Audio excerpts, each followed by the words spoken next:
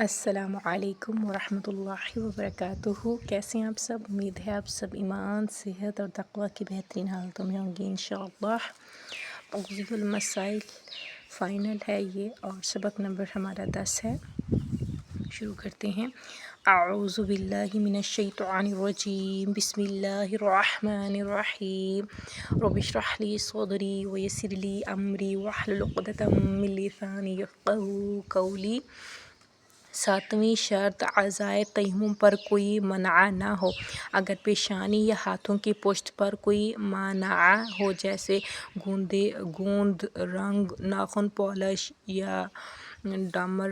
اس پر چپکا ہو تو ضروری ہے اس کو برطرف کریں، اور اگر ہتھیلیوں میں کوئی منع ہو، اگر بغیر منع والے حصے سے مس کرنا عرفاً ہتھیلی سے مس کرنا صدق کرے تو وہی کافی ہے، اور لازم نہیں کہ جس سے مسح کیا جائے وہ مکمل طور پر بغیر منع کے ہو، اور تیمم میں مجموعی طور پر یہ لازم نہیں ہے کہ مسح کرنے والے تمام اعضاء کو مسح کیا جانے والے تمام اعضاء پر پھیریں، بلکہ اگر مسح کرنے والے بعض اعضاء کے ذریعے مسح کیا جانے والے تمام اعضاء پر مسح انجام دیا جائے، چنانچہ عرفاً صدق کرے کہ ہتھیلی سے مسح کیا ہے تو کافی ہے۔ اس بنا پر اگر پیشانی کو دونوں ہتھیلیوں سے انگلیوں سے مس کیے بغیر مس کریں تو یہی کافی ہے، لیکن ہر صورت میں لازم ہے کہ پوری پیشانی اور ہاتھوں کی پشت پر مسح ہو۔ انسان کو چاہیے کہ ہاتھوں کی پشت پر مسح کرتے وقت انگوٹھوں کی جس ہاتھ سے مسح کر رہا ہے اسے نکال دے، لیکن جس کو مسح کر رہا ہے اس میں انگوٹھی ہو تو کوئی مشکل نہیں ہے۔ اس بنا پر دونوں ہاتھوں کو زمین پر مارتے وقت یا پیشانی پر مسح کرتے وقت انگوٹھی ہونے میں کوئی حرج نہیں ہے۔ اگر پیشانی اور ہاتھوں کی پشت پر معمولی مقدار میں بال ہوں تو کوئی حرج نہیں ہے، لیکن اگر سر کے بال پیشانی پر آ جائیں تو ضروری ہے انہیں پیچھے ہٹا دیں۔ اگر کوئی شخص پیشانی، ہتھیلی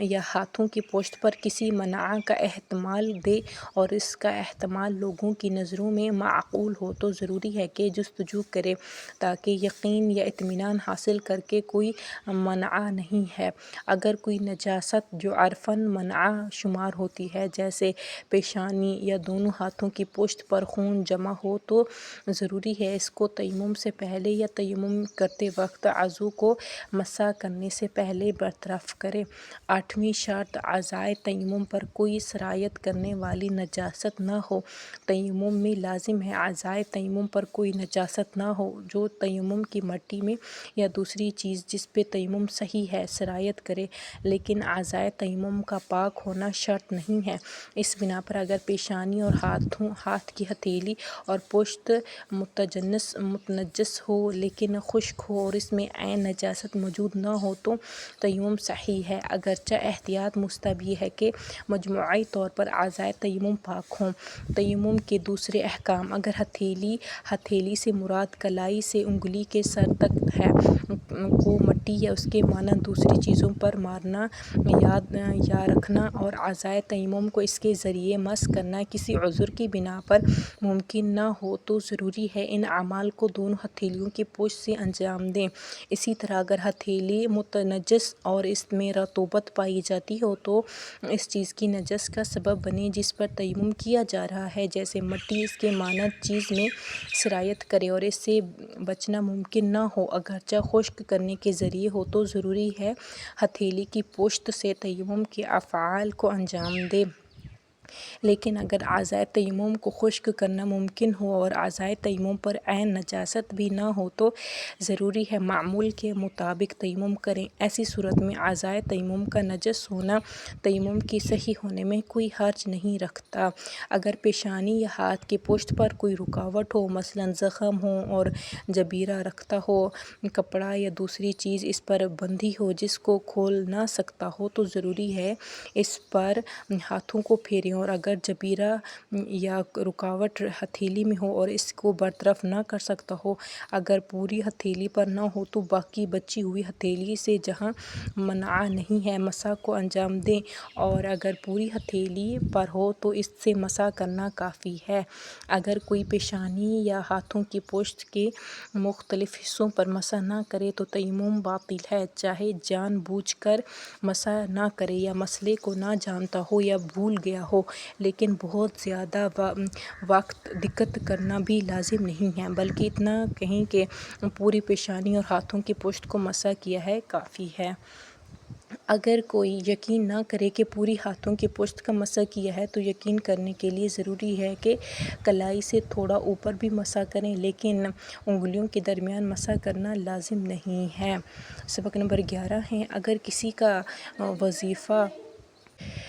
کسی کا وظیفہ تیمم ہے اور جانتا ہو کہ آخری وقت تک اس کا عذر باقی رہے گا یا اس کے برطرف ہونے سے نا امید ہو تو وقت کے وسیع ہوتے ہوئے بھی تیمم کر کے نماز پڑھ سکتا ہے، لیکن اگر جانتا ہو کہ آخری وقت تک اس کا عذر برطرف ہو جائے گا تو ضروری ہے اسے ختم ہونے کا انتظار کرے اور وضو یا غسل کے ساتھ نماز پڑھے، بلکہ آخری وقت تک اس کے برطرف ہونے سے مایوس نہ ہو۔ تو جب تک مایوس نہ ہو جائے تیمم نہیں کر سکتا اور نماز بھی نہیں پڑھ سکتا، مگر یہ کہ اس بات کا احتمال ہو اگر تیمم کے ذریعے جلدی نماز نہیں پڑھے گا تو آخری وقت میں تیمم کے ساتھ بھی نماز نہیں پڑھ سکے گا۔ اگر کسی کا وظیفہ تیمم ہو اور نماز کے پورے وقت میں عذر کے برطرف ہونے سے مایوس ہو تو نماز کے وقت سے پہلے تیمم کر سکتا ہے، بلکہ اگر جانتا ہو کہ تیمم کرنے میں تاخیر کیا تو نماز کے وقت میں تیمم نہیں کر سکتا ہے، تو نماز کے وقت سے پہلے تیمم کرنا واجب ہے، اور اگر وہ دوسرے واجب یا مستحب کام کے لیے تیمم کرے اور اس کا عذر نماز کے وقت تک باقی ہو تو اس تیمم کے ساتھ نماز پڑھ سکتا ہے۔ اگر کوئی شخص غسل نہ کر سکتا ہو اور اس عمل کو انجام دینا چاہیے جس کے لیے غسل واجب ہے تو ضروری ہے غسل کے بدلے تیمم کرے، اور اگر کوئی وضو نہ کر سکتا ہو اور اس عمل کو انجام دینا چاہیے جس کے لیے وضو واجب ہے تو ضروری ہے وضو کے بدلے تیمم کرے۔ جس شخص کا وظیفہ تیمم ہو اگر وہ کسی کام کے لیے تیمم کرے تو جب تک اس کا تیمم اور عذر باقی ہے ان کاموں کو جس کے لیے ضروری ہے وضو یا غسل کے ساتھ انجام پائے اس کو انجام دے سکتا ہے۔ مثلاً جو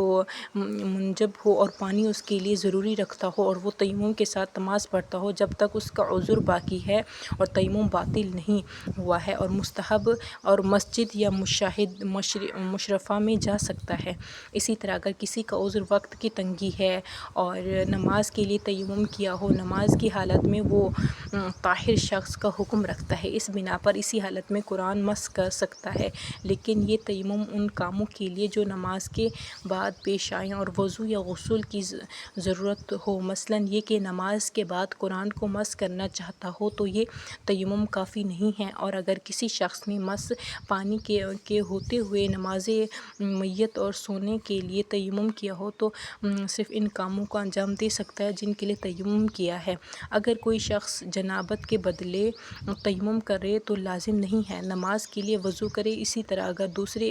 اغسال سوائے غسل استحاضہ متوسط کے بدلے تیمم کرے تو نماز کے لیے وضو ضروری نہیں ہے، اگرچہ اس صورت میں احتیاط مستحب ہے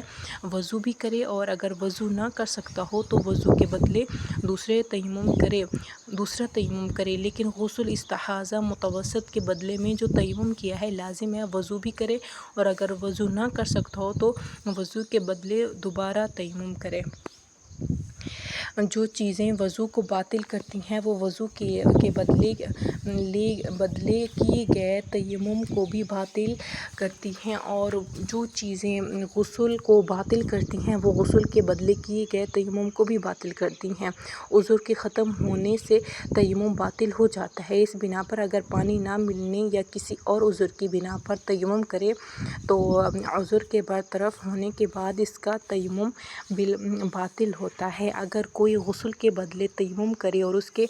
بعد وضو کو باطل کرنے والا عمل اس کے لیے پیش آئے اور بعد کی نمازوں کے لیے غسل نہ کر سکتا ہو تو ضروری ہے وضو کرے، اور احتیاط مستحب یہ ہے کہ تیمم بھی کرے، اور اگر وضو کر سکتا ہو تو اس کے بدلے تیمم کرنا ضروری ہے۔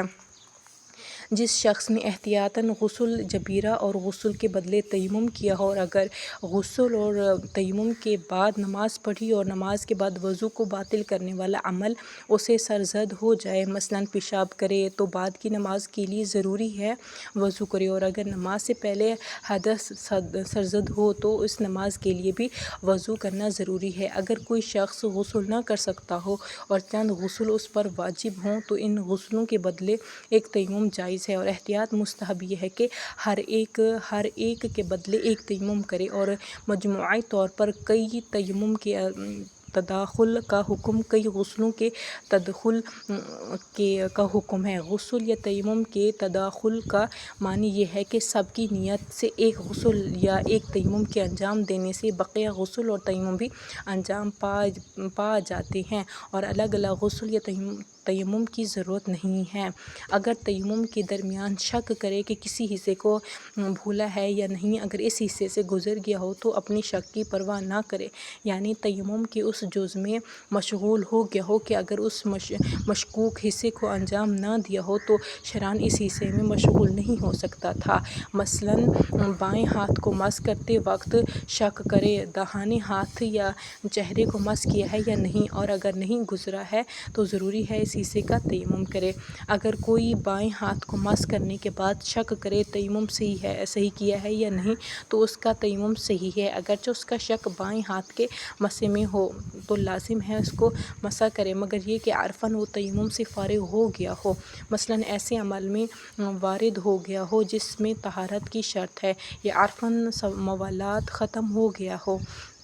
چند ضرورتوں میں بہتر ہے انسان جن نمازوں کو تیمم کے ساتھ پڑھتا ہے ان کی قضا کرے۔ پانی کے استعمال سے ڈرتا ہے اور جان بوجھ کر اپنے آپ کو منجب کیا ہو اور تیمم کے ساتھ نماز پڑھی ہو، یہ جانتے ہوئے یا گمان کرتے ہوئے کہ آخری وقت تک پانی نہیں ملے گا، جان بوجھ کر اپنے کو منجب کیا ہو اور تیمم کے ساتھ نماز پڑھی ہو، جان بوجھ کر آخری وقت تک پانی کی تلاش میں نہ گیا ہو اور تنگی وقت میں تیمم سے نماز پڑھی ہو اور بعد میں معلوم ہوا ہو کہ اگر تلاش کرتا تو پانی مل جاتا، جان بوجھ کر نماز میں تاخیر کی اور آخری وقت میں تیمم کر کے نماز پڑھی ہو، جانتے ہوئے یا گمان رکھتے ہوئے کہ نماز نہیں ملے گا جو پانی اس کے پاس تھا، اگر دیا ہوا اور تیمم سے نماز پڑھی ہو۔ الحمدللہ، سبحانک اللہم و بحمدک، نشہد ان لا الہ الا انت، نستغفرک و نتوب الیک۔ السلام علیکم ورحمۃ اللہ وبرکاتہ۔